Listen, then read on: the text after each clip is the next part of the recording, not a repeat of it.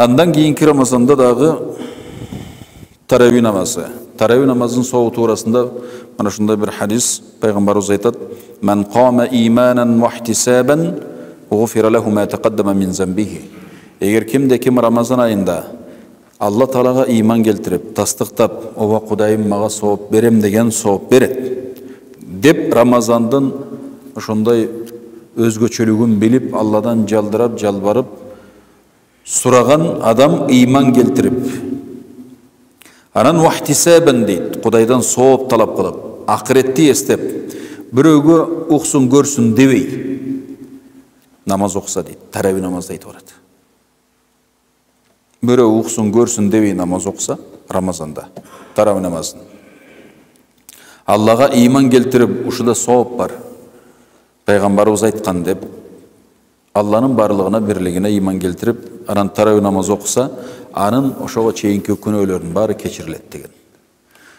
Мусулман адам үчүн мындан жакшы сүйүнүч барбы? Мындан жакшы бир белек барбы? Ар жыл сайын бир келсе, анан дагы "Ман қама иманан ва ихтисабан", Аллага иман келтирип, сооп үмүт кылып, таравihге турса деп атат. Рамазанда түнкү намазды окусачы, "Гуфира лаху ма тақаддама мин замбихи", ошого чейинки болгон күнөөсү кечирилет деп атат. Мындай иштен мусулман эмне кылыш керек? Жармашыш керек. Бирөө жардам берет экен, мындай кылат экен, аны кылат экен десе, этегинен жылбай жармашып чыпташып эле калып атабыз го.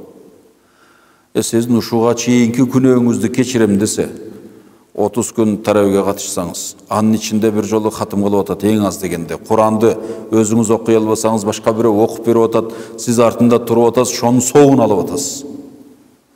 Өзүңүз орозо кармап соогунас келгенси, башка бирөөгө бир күн ооз ачырып койсоңуз, канча сооп болуп атат, анын соогун алып атасыз сиз. Кудайым ушунчалык беришин, ага өзү тапкан соогун баарын берет, сиз аны ооз ачырып койгондугуңуз үчүн ал тапкан соопты эч кем үтпөй сизге дагы берип атпайбы? Рамазан жакшылык найы болбой анан эмне найы болсун?